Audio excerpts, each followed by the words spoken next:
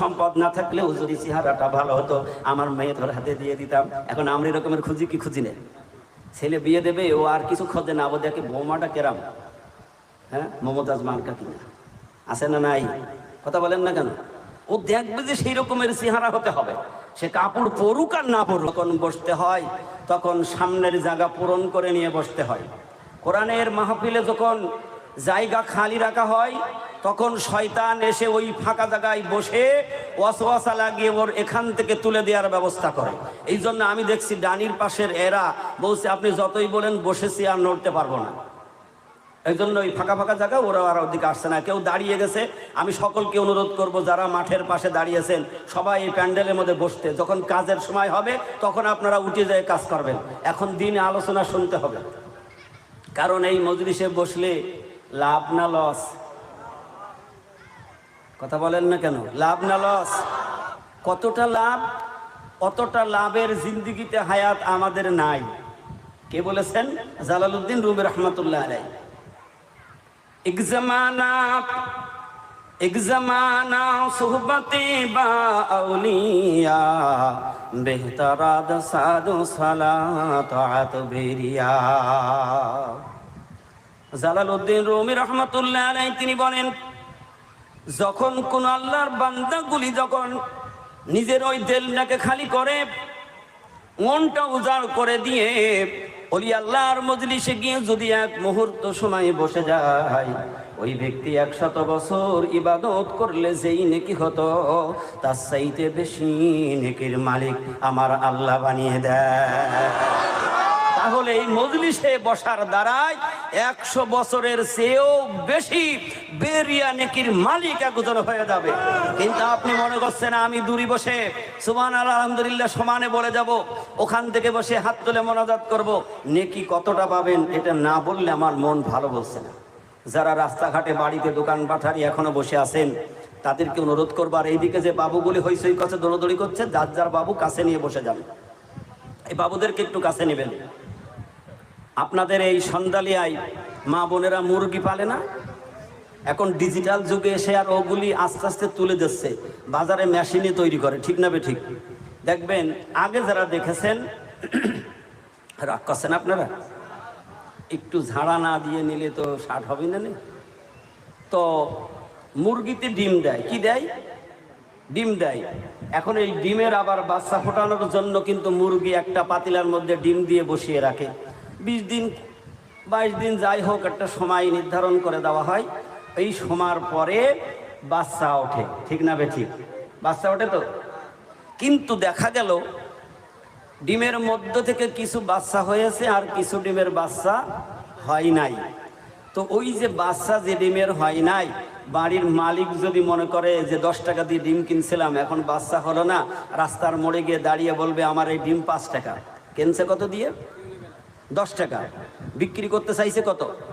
5 টাকা। কেউ আগেই বলছেন কেউ নেবে না। যদি বলে 5 টাকাও লাগবে না 1 টাকা, কেউ নেবে? যদি বলে যে না তুই টাকাও লাগবে না এমনি নিয়ে যা, তাও কি নেবে? কেন নেবে না? ডিমটা কি হয়ে গেছে? বাতিল হয়ে গিয়েছে। কারণ তখন ওই ডিম ডাস্টবিনে ফেলা থাকার কোনো উপায় নাই। আল্লাহ রসুল বলেছেন দিনে মজলিসের নেকি বরকত যদি নিতে হয় তার একটা বাউন্ডারি আছে না নাই? কথা বলেন না কেন? এই বাউন্ডারিতে না বসলে, ওই রকমের বৈজ্ঞানিকরা রিসার্চ করে দেখলেন যে যখন ডিমগুলি মুরগির বাচ্চা ফোটানোর জন্য দেওয়া হয়েছিল, কোনটার মধ্যে পুষ্টি বাচ্চা হবে আর কোনটার হবে না কোনো প্রমাণ ছিল না। কিন্তু কেউ বাচ্চা দিল আর কেউ ঘোলা হয়ে অকাজে হয়ে গেল, সেটা ডাস্টবিনে ফেলতে হলো। বৈজ্ঞানিক রিসার্চ করে দেখলো যে মুরগির কাছে যখন ডিম দেওয়া হয়েছে, মুরগির শরীরের বেষ্টনী করে তাপ দিয়েছে। 10 দিন 20 দিন সে ডিমটাকে ছায়া দিয়ে আটকে রেখেছিল। যেই ডিমগুলি সে তার শরীরের মধ্যে আটকাইতে পারে নাই, দুনিয়ার আলো বাতাস আবহাওয়া লাগার কারণে ওই ডিমটা এমন একটা ডিমে পরিণত হয়ে গেছে যেইটা ওই ডাস্টবিনে ফেলা ছাড়ার উপায়।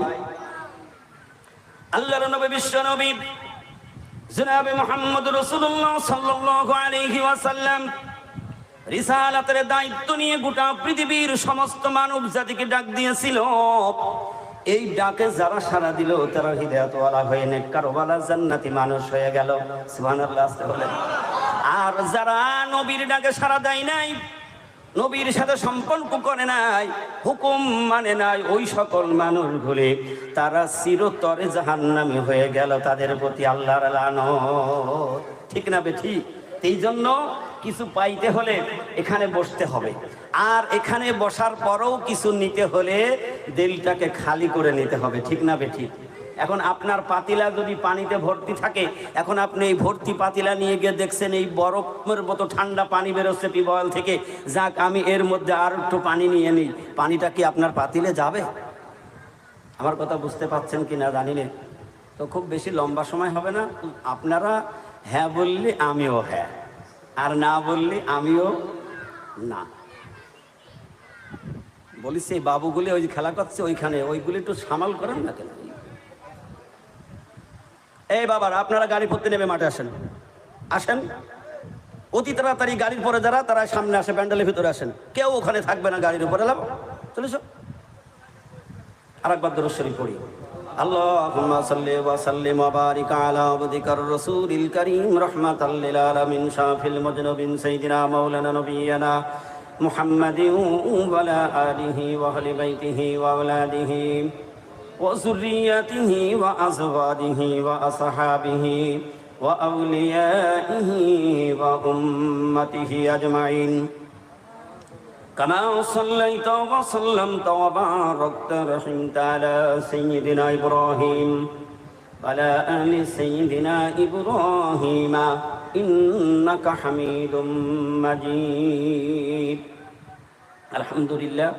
কালাম পাকের ছোট্ট একটি আয়াত আপনাদের সামনে তেলাওয়াত করেছি, একটা ছোট্ট হাদিস পড়েছি, কারণ আমি আপনাদের সামনে দাঁড়িয়ে আছি, আমি কোনো বড় আলেম ওলামা নই, শরীরে ওই রকমের কোনো শক্তি নেই, আওয়াজ নেই, একটা আলিফের জ্ঞান নেই। আপনারা যারা আজকে এই অর্সিকুল মজলিসে উপস্থিত হয়েছেন, আপনারা আল্লাহওয়ালা আছেন, ওলি আল্লাহ আছেন, হাফেজ, কারি, মুফতি, মুহাদ্দিস আমার চারিপাশে বসা রয়েছে। আলেমে দ্বীনের সামনে বসে এখানে দাঁড়িয়ে মুখ খোলার যোগ্যতা আমার মোটেও নেই। শুধু মুর্শিদের হুকুম পালনার্থে আপনাদের সামনে দাঁড়িয়েছি। যদি ওই মহান মালিক আল্লাহ রব্বুল ইজ্জত আহকামুল হাকিমিন তার ওই কুদরতি দুইটি ঠোঁট যদি এই গুনাহগারের ঠোঁটের সাথে লাগিয়ে দুই একটি কথা যদি বলিয়ে দেন, তবেই সম্ভব, নইলে আমার নিজের কোনো ক্ষমতা নেই। কারণ এই মজলিস এত দামি মজলিস, যেই মজলিসের কোনো বয়ান নেই। সুবহানাল্লাহ বলবেন না? এই মজলিসটা গুনাহ মাফ করার মজলিস। কারণ যেই মজলিস কায়েম করেছিলেন আখরি জামানার পয়গম্বর বিশ্বনবী জনাবে মুহাম্মদুর রাসূলুল্লাহ সাল্লাল্লাহু আলাইহি ওয়াসাল্লাম, সেই মজলিস আর এই মজলিস একই মজলিস আছে, এর মধ্যে কোনো পার্থক্য নেই, শুধু সময়ের পরিবর্তন। সেইটা ছিল নবীর জামানা, আর এইটা হলো নাইবি নবীর জামানা, পার্থক্য এতটুকু। রাসূল সাল্লাল্লাহু আলাইহি ওয়াসাল্লাম যে মজলিস কায়েম করেছিলেন এই মজলিস একই মজলিস, পার্থক্য কি? সেইটা নবীর জামানা, আর এইটা হলো নাইবে নবী কামেল ওলি আল্লাহর জামানা। তো রসুলের পরে সাহাবারা ছিলেন সিদ্দিকিন, শহীদিন, সোহাদা, সালেহিন, এই চারটা শ্রেণীর কথা আল্লাহ নিজে বলেছেন। তো আজকে আমি যে কোরআনুল কারিমের যে আয়াত কারিমা তেলাওয়াত করেছি, আল্লাহ তাআলা তার হাবিবের উপরে ওহী নাজিল করে রসুলকে ডাকলেন। আল্লাহ তাআলা বলছেন, কুল ইন কুনতুম তুহিব্বুনাল্লাহা ফাত্তাবিউনি ইউহিব্বুকুমুল্লাহ ওয়া ইয়াগফির লাকুম যুনুবাকুম আল্লাহু গফুরুর রহিম। আল্লাহ তাআলা হাবিব প্যারে নবী মুহাম্মদ রাসূলুল্লাহ সাল্লাল্লাহু আলাইহি ওয়াসাল্লামকে ডাক দিলেন, ও আমার হাবিব, আমার দোস্ত বিশ্ব নবী, তুমি গোটা জাহানের সমস্ত মানব জাতিকে শুনিয়ে দাও, তাদেরকে পরিষ্কার ভাষায় বলে দাও, ওই সকল মানব জাতি যদি আমি আল্লাহকে পাইতে চাই, আমি আল্লাহর অনুগ্রহ, দয়া, ভালোবাসা যদি তারা পাইতে চাই, তারা যেন ওই হাবিবুকুমুল্লাহ, ও হাবিব, যেন তারা তোমার অনুসরণ অনুকরণ করে। এ কথা কার? জোরে বলুন না কার? আল্লাহ বলছে তারা যেন আমার হাবিবের অনুসরণ অনুকরণ করে। আল্লাহ তাআলা বলেন, ও হাবিব, তারা যদি তোমার অনুসরণ অনুকরণ করে, তোমার ইত্তেবা করে, আমি আল্লাহ তাআলা পরিষ্কার করে ওয়াদা দিয়ে দিলাম, ইয়াগফির লাকুম যুনুবাকুম, আমি আল্লাহ তাআলা সর্বপ্রথম তাদের তামাম জিন্দেগীর গুনাহগুলি মাফ করে দেব। তাহলে আমাদের অনুকরণ করতে হবে কার? বিশ্বনবী মুহাম্মদুর রাসূলুল্লাহ সাল্লাল্লাহু আলাইহি ওয়াসাল্লাম, যেই নবী আখিরি জামানার নবী, বিশ্ব নবী। এই রবিউল আউয়াল মাসের 12 তারিখে সোমবার তিনি এই পৃথিবীর জমিনে এসেছিলেন। সুবহানাল্লাহ বলবেন না? আল্লাহ রসুল আসবে, আকাশ বাতাস মুখরিত, আনন্দোল্লাস হয়ে গেছে। জমিন ডাক দিচ্ছে, হে আমার মালিক, তুমি আমাকে সৃষ্টি করেছো, আমি জমিন তোমার কাছে ফরিয়াদ করেছি। তোমার হাবিব বিশ্বনবী পৃথিবীতে আসবে, আল্লাহ তুমি যেন আমার ফরিয়াদটা শুনে নিও। ফরিয়াদটা কি? আল্লাহ তোমার হাবিব যেন আমার এই জমিনে সর্বপ্রথম আসে। সুবহানাল্লাহ বলবেন না? আসমান জমিন কুল কায়নাত পাহাড় পর্বত সবাই ফরিয়াদ করেছে, রাত ফরিয়াদ করেছে, মালিক তুমি আমাকে রাত বানিয়েছ, যেই রাত তোমার বান্দাদের জন্য এমন একটা সুন্দর ব্যবস্থা করে দিয়েছ। রাত বলে, আল্লাহ আমি না তোমার বান্দার জন্য একটা শান্তিময় রাত। আর এই রাত না থাকলে মানুষের পেরেশানি দূর হতো। কথা বলেন না কেন? রাতটা আল্লাহ তাআলা দিলেন কেন? বান্দা সারা দিন পরিশ্রম করবে আর রাতে সে বিশ্রাম নেবে। আল্লাহ তাআলা বলেন, আমি রাতটাকে তোমার জন্য বিশ্রামের জন্য তৈরি করে দিয়েছি। আবার এই রাতটাকে আমি এমন বিষয় আমি আল্লাহ তাআলা নাজিল করে দিয়েছি, এই রাতের মধ্যে যদি কোনো আমার বান্দা যদি ঘুম থেকে উঠে গভীর রাতে যদি আমি মালিকের জন্য একটি বার ডাক দেয়, আল্লাহ বলে আমি সাথে সাথে আমার ওই বান্দার ডাকে সাড়া দে। শুধু আমি আল্লাহ তাআলা সাড়া দিই না, আমার বান্দা গভীর রাতে যখন চোখের পানিটা ছেড়ে দেয়, ওই চোখের পানি নাকের নরম জায়গায় পৌঁছাবার আগে আমি আল্লাহ রব্বুল আলামিন আমার বান্দার জিম্মাদারি হয়ে তার জিন্দেগীর সকল গুনাহগুলি মাফ করে দে। সেই রাত বলছে রব্বুল আলামিন, তোমার হাবিব পৃথিবীতে আসবে। আমি রাত ফরিয়াদ করছি, আল্লাহ যেন রাতে আমার দিকে আমার সময় আসে। সূর্য উদিত হয়ে গেল, দিন ডাক দিচ্ছে, আল্লাহ এই দিনটা তোমার বান্দার জন্য আমি একটা আলোময় করে দিয়েছি, যেই দিনের মধ্যে তোমার বান্দার রুজি রুটির জন্য দৌড়দৌড়ি করে। আল্লাহু আকবার বলবেন না? দিন বলছে রব্বুল আলামিন, তোমার হাবিব বিশ্ব নবী যেন দিনে আসে, তাহলে আমি দিন ধন্য হয়ে যাব। রাত বলছে আমি ধন্য হয়ে যাব, কিন্তু দিন আর রাত পাগল হলো, কুল কায়নাত পাগল হলো। যার জন্য আল্লাহ তাআলা তার হাবিবকে পৃথিবীতে প্রেরণ করলেন, সেই মানুষ বিশ্ব নবীকে এখনো পর্যন্ত চেনে নাই। ঠিক না বেঠিক? কথা বলুন না কেন? আমরা রসুলকে চিনেছি? যদি রসুলকে একটি বার চিনতাম তাহলে আমরা পাগল হয়ে দৌড়তাম, রসুলের জন্য জীবন দেওয়ার জন্য তৈরি হয়ে যেতাম। সাহাবায়ে কেরাম রসুলকে চিনেছিলেন, রসুলের ভালোবাসা অন্তরের মধ্যে তারা লিপিবদ্ধ করেছিলেন। যখনই রসুল ডাক দিয়েছেন, কে কোথায় কোন অবস্থায় আছে সেইটা দেখে নাই, ওই অবস্থায় ছুটেছে। আল্লাহু আকবার বলবেন না? আল্লাহর নবীর ভালোবাসাটা কতটুকু দেখিয়েছেন।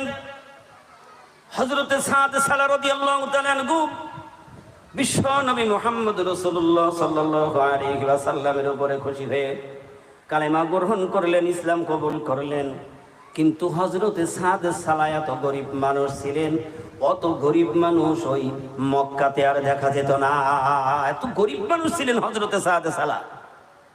6 মাস তিনি ইসলাম কবুল করার পরে হঠাৎ বিশ্ব নবীর সামনে গিয়ে নবীজিকে ডাক দিয়ে বলেন, ইয়া রাসূলুল্লাহ, হাবিবাল্লাহ, আমি যেদিন আপনার কাছে কালেমা গ্রহণ করেছি, ঈমান এনেছি, ওই দিন থেকে আমি পৃথিবীর কাউকে ভয় করি না, আমি একমাত্র ভয় করি আমার আল্লাহর। আমরা নামাজ পড়ে বেরিয়ে গিয়ে মিথ্যা কথা বলি, তাহলে আল্লাহর ভয় আছে থাকলো? নামাজ পড়ে মানুষের সমালোচনা করি, তাহলে আল্লাহর ভয় থাকলো নাকি? নামাজ পড়ে অন্যের গীবত করি, এরা মানুষ আছে না? নাই। আপাতত সন্দেলিয়ার মানুষ এগুলি করে না, এগুলি অন্য জায়গার কথা বলছে। নামাজ পড়ে বেরিয়ে গেলাম, হারাম খাবারের দিকে আবার দৌড়ালাম, নামাজ পড়লাম, সুদের কাবার রেখে দিলাম, তাহলে আল্লাহর ভয় কি আমাদের অন্তরে আছে নাকি? হযরতে সাদ সালা বলেন, ইয়া রাসূলুল্লাহ, হাবিবাল্লাহ, আমি আপনার কাছে ইসলাম কবুল করেছি, কিন্তু সবগুলি মানি, একটা জিনিস আমি এখনো মানতে পারি নাই। ভালোবাসাটা কি কারে বলে? আল্লাহ বলছে আমার রসুলের অনুসরণ অনুকরণ করো, রসুলকে ভালোবাসো, তাহলে আমি আল্লাহর ভালোবাসাটা পেয়ে যাবে। আর রসুলকে ভালোবাসতে না পারলে আল্লাহর ভালোবাসা পাওয়া যাবে না। হযরতে সাদে সালাকে রসুল জিজ্ঞেস করলেন, সাদ রে, কি জিনিসটা তুমি মানতে পারোনি? হযরতে সাদ সালা রাদিয়াল্লাহু তাআলা আনহু বলেন, ইয়া রাসূলুল্লাহ, হাবিবাল্লাহ, আমারও তো একটা সুন্নাত আছে বিয়ে করা, কিন্তু আমার মন চাইছে আমি যদি এই সুন্নতটা পালন না করি, তা না হলে হয়তো কি জাহান্নামে হয়ে যায় নাকি। রাসূল বলে, করে নাও। হযরতে সাদ সালা বলেন, ইয়া রাসূলুল্লাহ, হাবিবাল্লাহ, 6টা মাস আমি ঘুরেছি, 6টা মাস ঘুরেছি এই মক্কা মদিনার, কেউ আমার সাথে মেয়ে দিতে চাই না। রসুল বলেন, কেন রে? বলে, ইয়া রাসূলুল্লাহ, আমার তো সম্পদ নেই, ঘর নেই, বাড়ি নেই, আমার চেহারাটাও সুন্দর না, হ্যাঁ, আমার মুখের মধ্যে বসন্তের দাগ, এই কালো মানুষটা দেখে কেউ আমার সাথে মেয়ে বিয়ে দিতে চাই না ইয়া রাসূলুল্লাহ। আল্লাহ রসুল বললেন, ঠিক আছে সাদে সালা, তুই কাঁদিস নে, আমি তোর বিয়ের ব্যবস্থা করে দিচ্ছি। রসুলকে সাহাবায়ে যেরকম ভালোবেসেছে, রসুলও সাহাবাদেরকে সেই রকমের ভালোবেসেছে। সুবহানাল্লাহ বলবেন না? হযরতে সাদ সালা রাদিয়াল্লাহু তাআলা আনহু বলেন, ইয়া রাসূলুল্লাহ, কোথায়? আল্লাহ রসুল বলেন, যা, তুই চলে যা আমার অমুক সাহাবীর বাড়ি চলে যা, যেই তুই বল আল্লাহ রসুল আমাকে পাঠিয়েছে আপনার মেয়ের জন্য বিবাহ। হযরতে সাদ সালা চলে গেলেন, যায়া বলেন, আমি আপনার মেয়ের বিয়ের জন্য পায়গাম নিয়ে এসেছি। বলে, কেন? বলে, আল্লাহর নবী, বিশ্ব নবী মুহাম্মদ রাসূলুল্লাহ সাল্লাল্লাহু আলাইহি ওয়াসাল্লাম আমাকে পাঠিয়েছে আপনার মেয়ের সাথে আমার বিয়ে। হযরতে সাদ সালার দিকে তাকিয়ে বলে, সম্ভব না, তোমার যে চেহারা, তারপরেও তোমার তো কোনো সম্পদ নেই, ঘর নেই, বাড়ি নেই, টাকা নেই, পয়সা নেই, তা তো হবে না। আমর ইবনুল উহাব ডাক দিয়ে বলেন, আমার মেয়ে তোমার সাথে বিয়ে হবে না, চলে যাও। হযরতে সাদ সালা ফিরে চলে গেলেন, কিন্তু যখনই বললেন আমার আল্লাহর রসুল পাঠিয়েছে, হযরতে সাদ সালার কথা শুনছে আমর ইবনুল ওহাবের মেয়ে ঘরে বসে। সুবহানাল্লাহ বলে।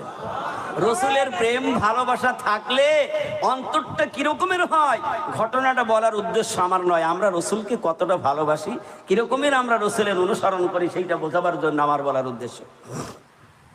যেই সাদে সালা চলে গেলেন, ঘর থেকে বেরিয়ে আসলেন, এসে ডাক দিলেন, আব্বা, আপনার বাড়ি আজকে জান্নাত এসেছিল, আপনি জান্নাত সৃষ্টি হতেন না, আমিও হইতাম না। যে আল্লাহ তাআলা বলেন, আমার হাবিবকে যদি আমি সৃষ্টি না করতাম, যদি দুনিয়ায় না পাঠাইতাম, আমি আল্লাহ রাব্বুল আলামিন কুল কায়নাত বানাইতাম না। কবি বলেন, নবী আমার মুহাম্মদ রে, আমার সাথে জড়িত, তোমায় পয়দা না করিলে আসমান জমিন না হইতো। আল্লাহ নিজে বলছেন কবির ভাষায়, যে আমি যদি আমার নবীকে না বানাইতাম, তাহলে আসমান জমিন কুল কায়নাত আমি আল্লাহ কিছুই বানাইতাম না। আমর ইবনুল ওহাবের মেয়ে বলেন, আব্বা, কে পাঠিয়েছেন? তিনি আমার বিয়ের পায়গাম পাঠিয়েছেন। আপনি বলেছেন চেহারা ভালো না, আপনি বললেন তার সম্পদ নেই, ঘর নেই, বাড়ি নেই, কিন্তু আল্লাহ রসুল যেহেতু পাঠিয়েছেন, আমি এই বিয়েতে রাজি হয়ে গেছি। কারণ রসুলের সাহাবারা তারা হলো দুনিয়ার থেকে তারা বিদায় নেওয়ার পরে জান্নাতি। হাদিসের মধ্যে আসছে, কোন স্বামী যদি নেককার হয় আর বিবির যদি গুনাহ থাকে, কিয়ামতের দিন ওই স্বামীর ওসিলায় ওই বিবি সাথে যদি সম্পর্ক থাকে, ওই স্বামী ফরিয়াদ করে বিবিকে জান্নাতে নিয়ে চলে যাবে। হাদিসের মধ্যে আসছে, কোন বিবি যদি নেককার হয়, সম্পর্ক ঠিক আছে তো? আমার কথা বুঝতে পারছেন? আল্লাহ রসুল বলেন, বিবি যদি সাক্ষী দেয় আমার স্বামী ভালো ছিল, কিয়ামতের দিন আল্লাহ রাব্বুল আলামিন ওই বিবির সাক্ষাতে স্বামীর জন্য আল্লাহ তাআলা মাফ করে জান্নাতের ফয়সালা করে দেবে। এ জায়গার সম্পর্ক ঠিক আছে তো? সন্ধ্যালে আর মানুষের সমস্যা নেই, নাকি বলে? ঠিক আছে তো গো? না সাপ আর বেজির মতো, দাঁড় কুমড়োর মতো। ওই যে একটা গল্প আছে না, একজনের বিবিকে সে বুঝাইতে পারে না, বিবি সবসময় স্বামীর উল্টো চলে। কি চলে? উল্টো চলে, কোনোরকম মানাইতে পারে না। এরম বিবি সন্ধ্যালে আর মাটিতে নেই। আমার মা বোনেরা যারা পর্দা আছেন, মা গো আমি তোমাদেরকে বদনাম করছি না, বোঝাবার জন্য বলছি। তো এখন সারা জীবন ওই স্বামী কিন্তু বিবিরে সোজা রাস্তায় আনতে পারে না, স্বামী যা কয় বিবি উল্টো চলে।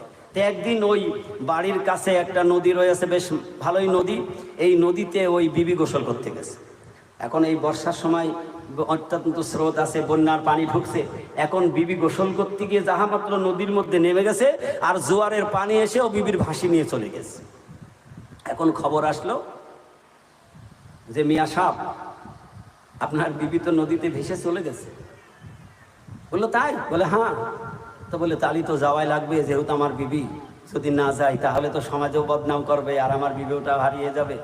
তবে নদীর পাড়ে গিয়ে বললো আমার বিবি কোন জায়গাতে ভেসে গেছে, বলছে এই তো এই আপনার উত্তর না দক্ষিণ দিকে যাচ্ছে স্রোত, তো আপনার বিবি এই দিকে ভেসে চলে গেছে। তো তখন ওই জায়গার থেকে উত্তর দিকে যাচ্ছে। কোন দিকে যাচ্ছে?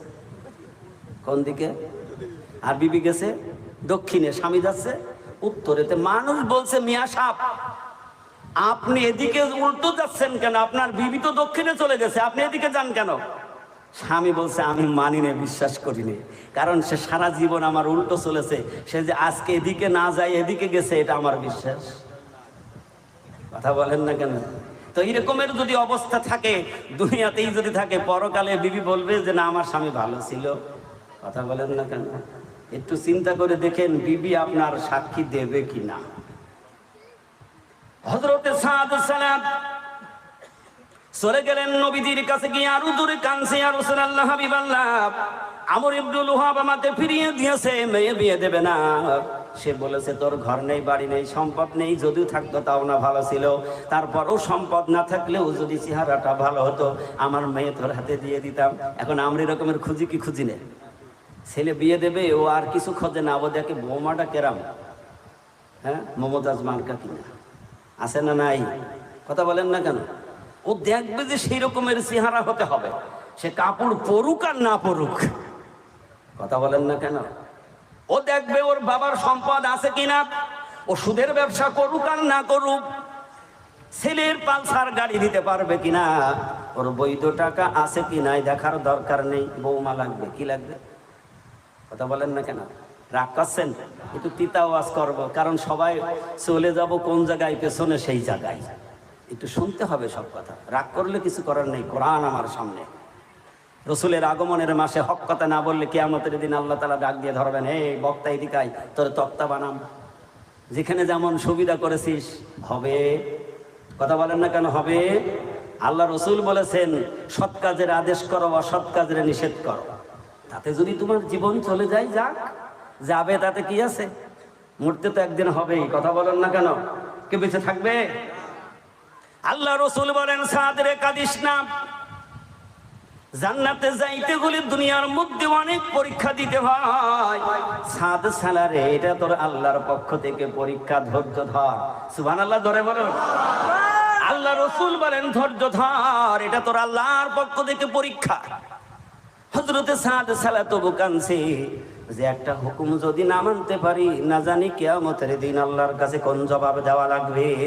আমরা সূর্য ওঠার সময় ঘুম থেকে উঠে সূর্য ডোবা পর্যন্ত, গভীর রাত পর্যন্ত যা কাজ করি, সব কাজের মধ্যে হাজারো আল্লাহর নিষেধের কাজ করি, ঠিক না বে ঠিক? আর আল্লাহর আদেশগুলি অবহেলা করে ছেড়ে দেই, ঠিক নাকি? কথা বলুন না কেন? হঠাৎ আমর ইবনে লুহাব গিয়ে হাজির হয়ে গেছে। সুবহানাল্লাহ বলেন। আল্লাহ রসুলের কাছে যার নালিশ দেয় সে হাজির হয়ে গেল। ডাক দিয়ে বলেন, ইয়া রাসূলুল্লাহ হাবিবাল্লাহ, আমি অন্যায় করেছি, ভুল করেছি, আমার মেয়ের বিয়ের জন্য আপনি পয়গাম পাঠিয়েছিলেন, আমি সেটা প্রত্যাখ্যান করে খেদিয়ে দিয়েছি, কিন্তু ইয়া রাসূলুল্লাহ হাবিবাল্লাহ, আমি রাজি না থাকলেও আমার মেয়ে এই বিয়েতে রাজি। ইয়া রাসূলুল্লাহ, আমিও এখন রাজি হয়ে গেলাম, কারণ আমার মেয়ে যখন রাজি তাহলে আমি এখন রাজি হয়ে গেলাম।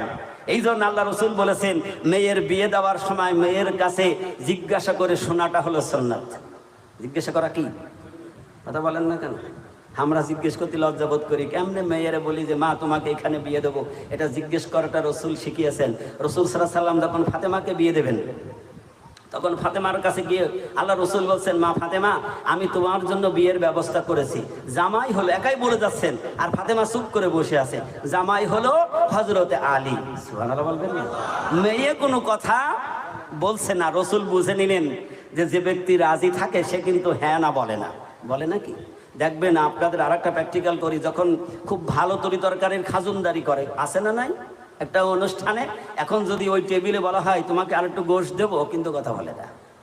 তার মানে দেয় দিক, কথা বলেন না কেন? আর যদি না নিতেছে, না না না না না না, আর কি, ঠিক তো? আর যদি ও মনে করে যে দেয় দিক, ও কিন্তু কথা বলবে না, চুপ থাকবে। ঠিক আছে, ও তো বলতে গিয়ে দিয়ে দেবে। তা ফাতেমা কোনো কথা বলে না, চুপ রয়েছেন। রসুল বুঝে নিলেন এই বিয়েতে আমার মেয়ে রাজি। রসুল বিয়ের ব্যবস্থা করলেন। যাক, সেদিকে থাক। আমর ইবনে লুহাব বলছেন, ইয়া রাসূলুল্লাহ, আমার মেয়ে যখন রাজি, আমিও রাজি, আপনি বিয়ের ব্যবস্থা করে দেন। রসুলের ভালোবাসাটা কোথায়, কি ভালোবেসেছেন তারা। রসুল সাল্লাল্লাহু আলাইহি সাল্লাম বলেন, আমর ইবনে লুহাবকে বলেন, যাও তুমি বিয়ের সব ব্যবস্থা করে ফেলো। সে বাড়ি ফিরে চলে গেলেন, ওদিকে বিয়ের সকল আয়োজন চলছে। আল্লাহ রসুল সাদ সালাকে ডেকে বললেন, সাদ রে, তোর পছন্দ মতো তোর বিবির জন্য বাজার করে নিয়ে আয়। বিয়ে থাকলে করতে হলে বাজার লাগে না? আপনাদের এখানে লাগে কিনা আমি তো জানছি না। লাগে তো, বিভিন্ন আইটেমের লাগে নাকি বলেন? একেবারে মাথার থেকে শুরু করে মেয়ে সাজাতে হলে আপাতত 200 রকমের আইটেম কিনা লাগে, ঠিক কিনা বলুন? নাক ভরো, আই ভরো, চোখ ভরো, কান ভরো, এরকমের আছে না নাই? দোতলা স্যান্ডেল লাগবে, লিপস্টিক লাগবে, এরকমের অনেক আইটেম না দিলে বলবে বাবা নিরক্ষণের কিছুই দিইনি, ঢেলাকানারা কিছু আনতে পারেনি। এই বিয়ের পক্ষ থেকে বলে কি বলে না? আল্লাহ রসুল বললেন, সাদ রে, তোর চক্ষু জ্বলানো তোর বিবির জন্য বাজার করে নিয়ে আয়। সাদ সালা বলি, ইয়া রাসূলুল্লাহ, হাবিবাল্লাহ, আমার তো কিছুই নেই, টাকা নেই, পয়সা নেই, আমি কেমন করে বাজার করব? আল্লাহর নবী কেমন আশেক ছিলেন, উম্মতের জন্য পাগল ছিলেন, কেমন ভালোবাসতেন। আল্লাহর হাবিব বলেন, সাদ সালারে, যা যা যা, আমার আলীর কাছে চলে যা, আলীকে যায় বল 200 টাকা দিতে। সুবহানাল্লাহ, জোরে বলুন। হযরতে সাদ সালাহ রাদিয়াল্লাহু তাআলা আনহু আলীর কাছে গিয়ে বলেন, ও ভাই আলী, আমার আজকে বিবাহ, আল্লাহ রাসূল তোমাকে 200 টাকা দিতে বলেছে।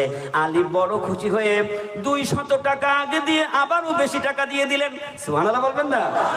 200 টাকা তো হুকুমের টাকা দিলেন, বিয়ের জন্য আরো কিছু বুনাজের সাথে দিয়ে দিলেন। যা, রাসূলের কাছে যাওয়ার পরে বললেন, যা উসমান গনির কাছে চলে যা, উসমানকে বল সে যেন তোর 200 টাকা দিয়ে দেয়।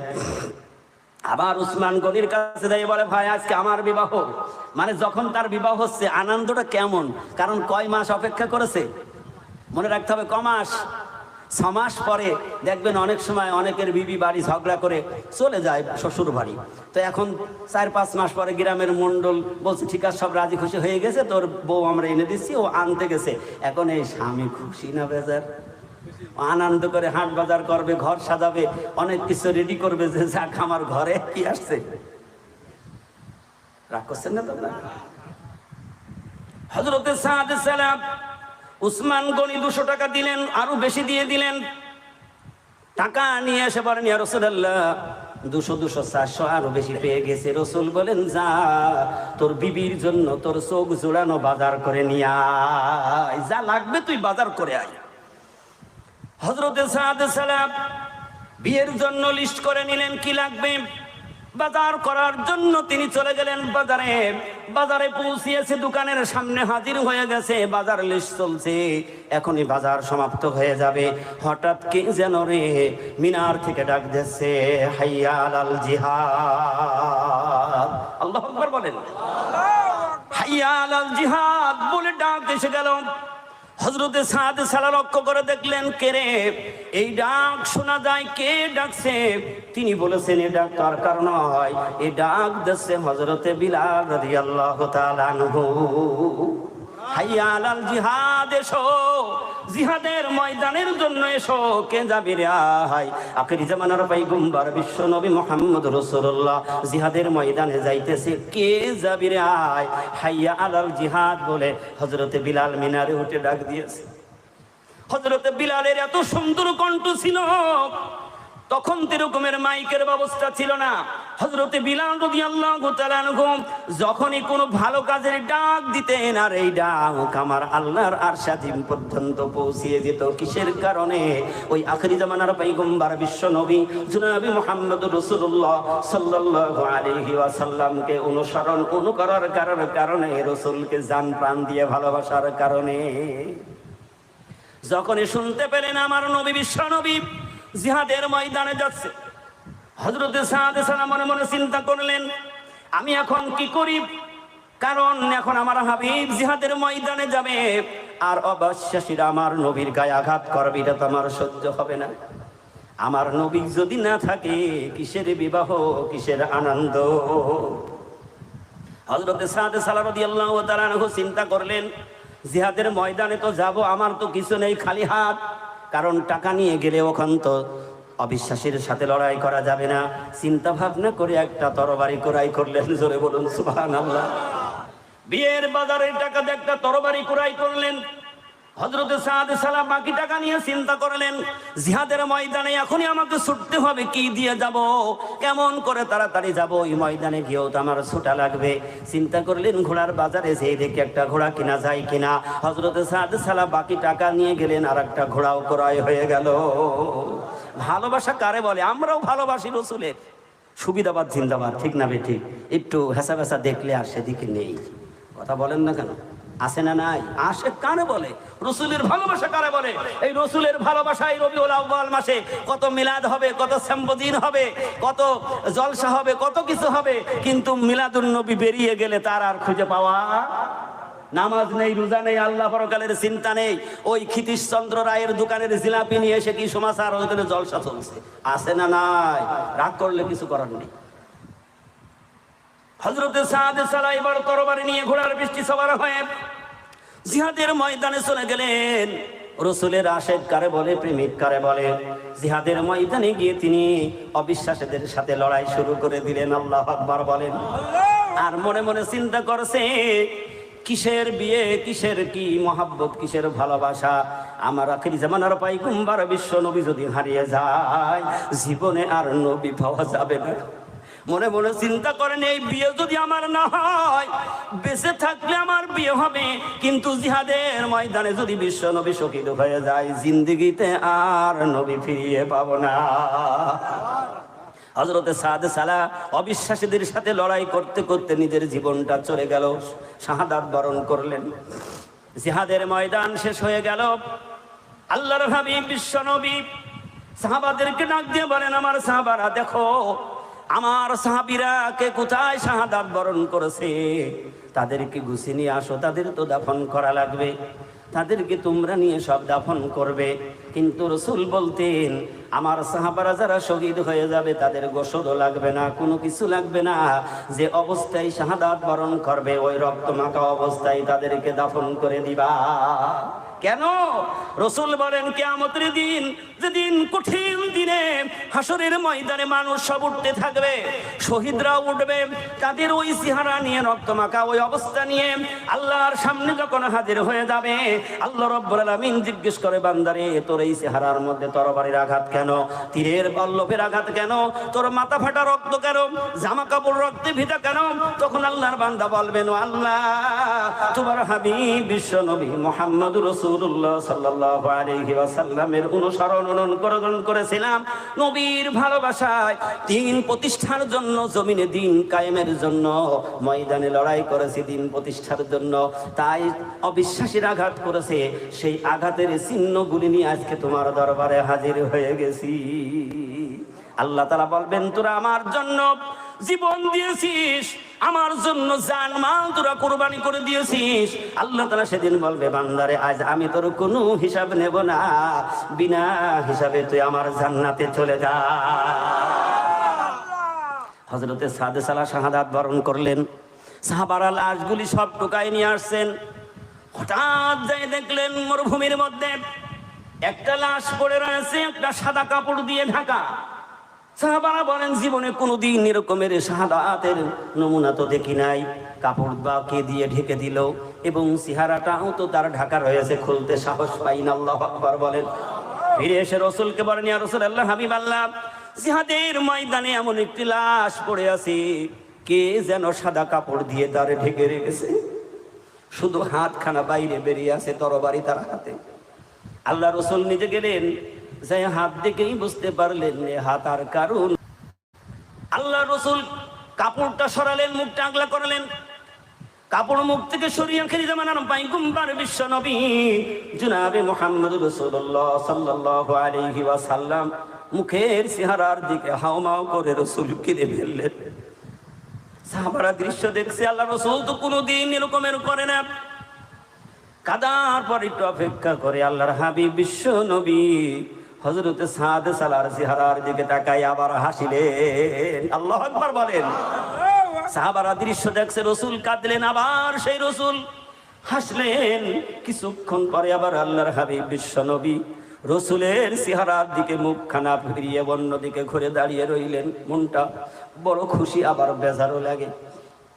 সাহাবারা জিজ্ঞেস করেন, ইয়া রাসূলুল্লাহ, হাবিব আল্লাহ, এখানে তিনটা ঘটনা ঘটে গেল ইয়া রাসূলুল্লাহ, জানতে বড় বড় ইচ্ছা হয়। সাহাবারা নির্ভয়ে রসুলের কাছে সব সময় জানার জন্য বলতেন।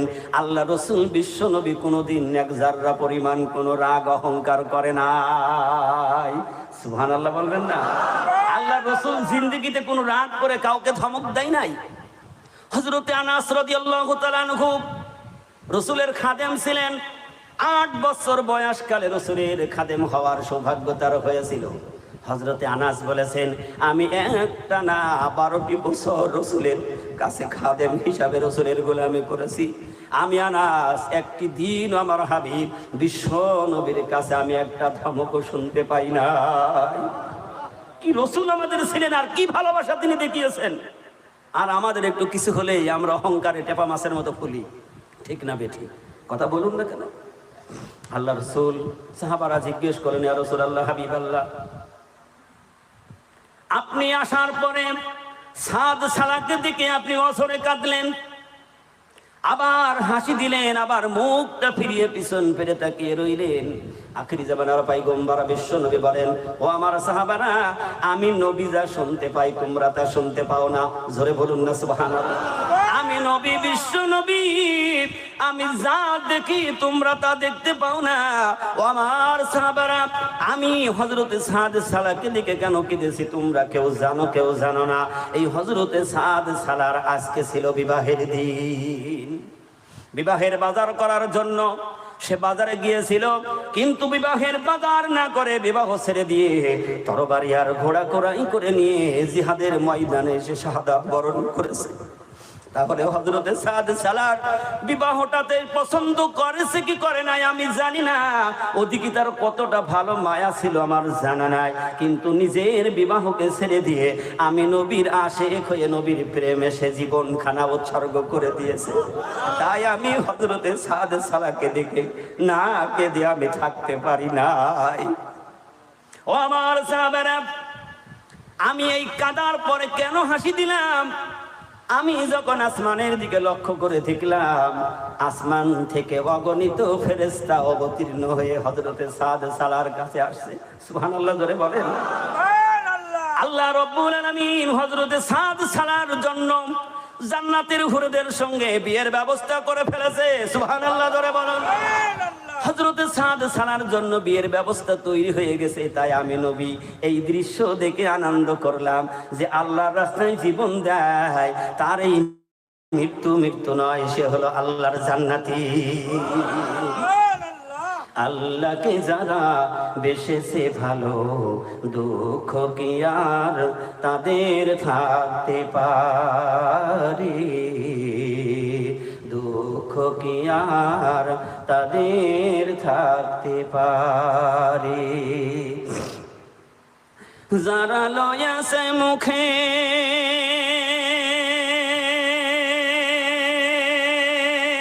আল কোরআনের বাণী,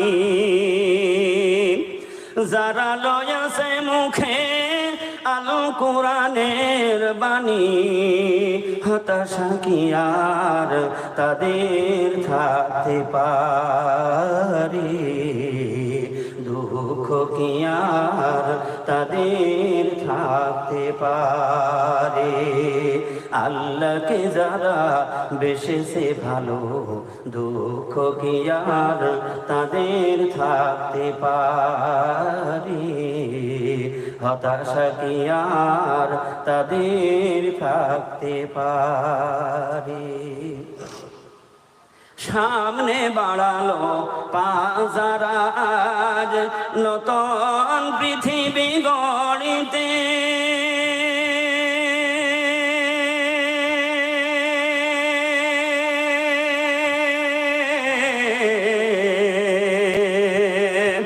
সামনে বাড়ালো পাজারা আজ নতুন পৃথিবী গড়তে,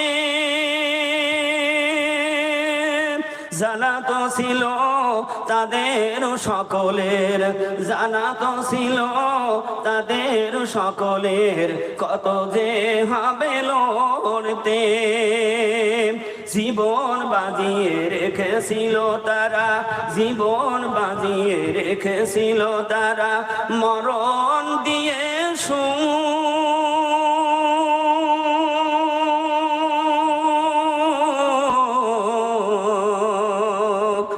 আনবে আনবে ভাঙা মাস না দে রাশেদার সেরাজু। আল্লাহকে যারা বেসেছে ভালো, দুঃখ কি আর তাদের থাকতে পারে, হতাশা কি আর তাদের থাকতে পারে। যারা লয়েছে মুখে আল কোরআনের বাণী। আল্লাহর নবী বিশ্ব নবী সাহাবাদেরকে বলেন, সাহাবারা আবার জিজ্ঞাসা করেন, ইয়া রাসূলুল্লাহ হাবিবাল্লাহ, বুঝলাম জান্নাতের হুরেদের সঙ্গে আল্লাহ রাব্বুল আলামিন হযরত সাদ সালার বিয়ের ব্যবস্থা করে ফেলেছে। ইয়া রাসূলুল্লাহ হাবিবাল্লাহ, তাহলে আনন্দের খবর পাওয়ার পরে কেন আপনি সাদ সালার দিকে পিছন ফিরে ওদিকে তাকিয়ে রইলেন? সুবহানাল্লাহ বলেন, একটু আওয়াজ দিয়ে বলুন সুবহানাল্লাহ। আল্লাহর নবী বলেন, সাহাবারা রে, আমি নবী বলেছি, আমি যা দেখি তোমরা তা দেখতে পাও না, আমি নবী যা শুনি তোমরা তা শুনতে পাও না। আমি আবার লক্ষ্য করলাম, দেখলাম জান্নাতের হুরেরা আনন্দ করতে করতে হযরতে সাদ সালাকে নিতে আসছে। সুবহানাল্লাহ বলবেন না? তারা এত আনন্দ করছে, আনন্দ করার কারণে তাদের শরীরের কাপড়টা খুলে যাচ্ছে, তারপরও তারা দৌড়াচ্ছে সাদ সালাকে নেওয়ার জন্য। এই দৃশ্য দেখে আমি নবী মুহাম্মদ রাসূলুল্লাহ সাল্লাল্লাহু আলাইহি ওয়াসাল্লাম ওদিক থেকে এই দিকে ঘুরে দাঁড়িয়ে আছি। তাহলে যারা রসুলের আশেক প্রেমিক হয়ে নিজের জীবনটা দিয়ে দিয়েছেন, আজকে তারা আল্লাহর জান্নাতি। জোরে বলুন না সুবহানাল্লাহ। তাহলে আমাদেরকে সেই রসুলের অনুকরণ করার কথা কে বলেছেন? আল্লাহ বলছেন, তোমরা যদি আমি আল্লাহকে পাইতে চাও, আমার হাবিবের অনুকরণ করো, তার ইত্তেবা করো। যদি করো, আমি আল্লাহ তাআলা তোমাদের জিন্দেগীর সকল গুনাহগুলি মাফ করে দেব। আল্লাহ রাব্বুল আলামিন বলেন, ওয়াল্লাহু গফুরুর রহিম, আমি আল্লাহর চাইতে দয়ালু দাতা আর পৃথিবীর জগতে কেউ নাই। আল্লাহর দয়ার কাছে আর কোন দয়া পারবে? কথা বলেন না কেন? আল্লাহ রাব্বুল আলামিন বলেন, বান্দারে, আমার দয়া রহমতের দিকে তুমি যদি দৃষ্টি করো, তাহলে তোমার ওই শৈশব কালের দিকে একটু তাকাও। আল্লাহু আকবার বলেন। সেদিন তুমি দুনিয়ায় আসার পরে তোমার কোনো ভাষা ছিল না, ওইখানে কেউ তোমার খবর না রাখলেও আমি আল্লাহ তোমার খবর রেখেছি। কেমনে? আল্লাহ তাআলা বলেন, আমি তোমার কেমনে খবরটা রেখেছিলাম? দুলনার মধ্যে তোমার মা শুইয়ে রেখে সংসারের কাজ করার জন্য যখন কাজে লেগে গেলেন, আল্লাহু আকবার বলেন, যখন কাজে লেগে গেলেন, তুমি না দুলনার মধ্যে প্রসাব করেছিলে, পায়খানা করেছিলে, ওর মধ্যে তুমি ডুবে হাবুডুবু খেপছিলে, কিন্তু আমি আল্লাহ ওইখানে যদি তোমার ভাষাটা ব্রেক করে রাখতাম, তোমার মা খবর পেত না। আমি তোমার ওই খানাও কান্নার আওয়াজটা দিয়েছিলাম আমি আল্লাহ। কেন তুমি আমি আল্লাহর জামির গফুর রহিম এইটা স্বীকার করে আমার রসুলকে ভালোবাসো নাই, রসুলের অনুসরণ করো না? একটু লক্ষ্য করু, যদি আমি তোমার কান্নাটা ব্রেক করে দিতাম, কোথা থেকে আসতো? আল্লাহ কিছু মানুষের ব্রেক করে দুনিয়ায় পাঠাইছে কিনা? আছেন এরম মানুষ, কথা বলতে পারেন এরম মানুষ, সন্ধ্যালিয়ায় নেই। কথা বলেন না কেন? কথা বলতে পারে না, কানে শুনতে পারেন এরম মানুষ নাই? আল্লাহ যদি আমার আপনার ওই রকমের করে দিতেন, আজকে এই মাহফিলে আসতে পারতাম? কান আর মুখ না থাকলেও আল্লাহ যদি পঙ্গু করে রাখতেন, হাঁটতে পারে না, একেবারে মারপেট থেকে পঙ্গু, এরকমের মানুষ আছে না নাই? এখানে আসতে পারতাম? তাহলে শুকুর গুজারি করবো কার? জোরে বলুন না কার? শেষ করে দেবো? সাড়া দিচ্ছেন না, পেছন থেকে বলছে হুজুর আর দরকার নেই, এরম হচ্ছে নাকি? আল্লাহ রসুল বলেন, তুমি একটু লক্ষ্য করে দেখো, আল্লাহ তাআলা বলেন আমি তোমার ওইখানেও ভুলে যাই নাই, তোমার মার অন্তরের মধ্যে এমন একটা জিনিস সেট করে দিয়েছিলাম, তোমার ওই কান্নার আওয়াজ মার কানে যাওয়ার সাথে সাথেই শত কাজ ফেলে তোমার কাছে দৌড়াইয়া আসতো। ঠিক না বেঠিক? নিজে না দেখলেও নিজের সন্তানের দিকে একটু তাকিয়ে দেখেন। কথা বলেন না কেন? এই রবিউল আউয়াল মাসে কবরস্থানের পাশে আমরা এসেছি, অনেকের মা বাবা এখানে ঘুমিয়ে আছে। ঠিক না বেঠিক? কথা বলেন না কেন? অনেকের মা বাবা এখানে ঘুমিয়ে রয়েছে, কিন্তু মা বাবার জন্য আজকে আমরা একটিবার চোখের এক ফোঁটা পানি দিতে পারি নাই। যেই মা বাবা পাত থেকে মাথা পর্যন্ত ঘাম ছড়িয়ে অর্থ করি খরচ করে আজকে আমাদেরকে মানুষ হিসাবে সমাজে প্রতিষ্ঠা করে দিয়েছেন। ঠিক না বেঠিক? যদি ওইখানে ফেলে রাখতেন, পায়খানা খেয়ে মৃত্যু হতো। কথা বলেন না কেন? নিজের কোনো শক্তি ছিল? উঠে বসতে পারে নাই, চিৎ করে শোয়াইলে কাজ হয়ে শুইতে পারে নাই, উপর করে শুইয়ে দিলে একা চিৎ হয়ে উপরে উঠে বসতে পারে নাই। এরকমের দুর্বল করে আল্লাহ আমাদেরকে সৃষ্টি করেছিলেন। ঠিক না বেঠিক? কিন্তু আল্লাহ তাআলা একটা অবলা প্রাণী, তাকে কত সবল করে সৃষ্টি করে দেখেছেন? গরুর বাচ্চা হলে আধা ঘন্টার মধ্যে সে দৌড়ায়, 2 বছর 2.5 বছরের মধ্যে কোনো খবর নাই। কথা বলেন না কেন? ছাগলের বাচ্চা হলে 10 মিনিট পরে উঠে প্যাপা করে মার সাথে দৌড়াই। ঠিক কিনা বলুন? তাহলে ওদের কাছে আমরা অসহায়, দুর্বল, কিন্তু আল্লাহ তাআলা বলছে অসহায় ওখানে ঠিক, কিন্তু আমি ওদের চাইতে শ্রেষ্ঠত্ব মর্যাদা দিয়ে আশরাফুল মাখলুকাত, সৃষ্টির সেরা জাতি হিসাবে আমি তোমাদেরকে পৃথিবীতে প্রেরণ করেছি। সুবহানাল্লাহ, আসতে বলেন। আল্লাহ রাব্বুল আলামিন বলেন, লাকাদ খালাকনাল ইনসানা ফি আহসানি তাকবীম। আল্লাহ বলেন সব চাইতে সৌন্দর্য চেহারা দিয়ে, পৃথিবীর সমস্ত মাখলুকের মধ্যে শ্রেষ্ঠ মর্যাদা দিয়ে আমি আল্লাহ মানুষ বানিয়েছি। এই মানুষ যখন হাতির পিঠে ওঠে, হাতি তখন মনে মনে বলতে থাকে, হাই রে মানুষ, ছোট্ট একটি পুতুলের মতো মানুষ, তুই আমার মাথায় বসে আমার মাথায় লাঠি মারিস। আজকে শক্তির দিক থেকে যদি শ্রেষ্ঠ প্রমাণিত হতো, তোর মতো এই ছোট্ট মানুষটারে আমার শক্তি দেওয়া লাগতো না, ওখান থেকে শুধু ধরতাম, পান নিচে রাখতাম, চাপ দেওয়া লাগতো না, পাখানা শার্ট করলেই ফট করে ফুটে বাহির হয়ে যেত। বলছে আমি পানি না, তার কারণ আল্লাহ তাআলা আমাকে শক্তির শিরা বানিয়েছে। ওরে মানুষ, তোকে সৃষ্টির শিরা বানিয়েছে। সুবহানাল্লাহ, আসতে বলেন। সৃষ্টির শিরা বানিয়েছে, তাই তুই আমার ঘাড়ে বসে আমার মাথায় লাঠি মারিস। আল্লাহ তোরে বানাইয়েছে আল্লাহর গোলামি করার জন্য, আর আমি হাতিয়া আল্লাহ আমাকে বানিয়েছে তোর গোলামি করার জন্য। সুবহানাল্লাহ বলবেন না? তাহলে এত ফুল পাওয়ার পরেও আমরা সে আল্লাহকে ভুলে গিয়েছি। আল্লাহ বলছে আমি কত দয়ালু মেহেরবান, আল্লাহু গফুরুর রহিম, আমার দয়া যে কত, তুই কিয়ামত পর্যন্ত একটা সিজদার মধ্যে পড়ে থেকেও যদি শুকরিয়া আদায় করিস শেষ করতে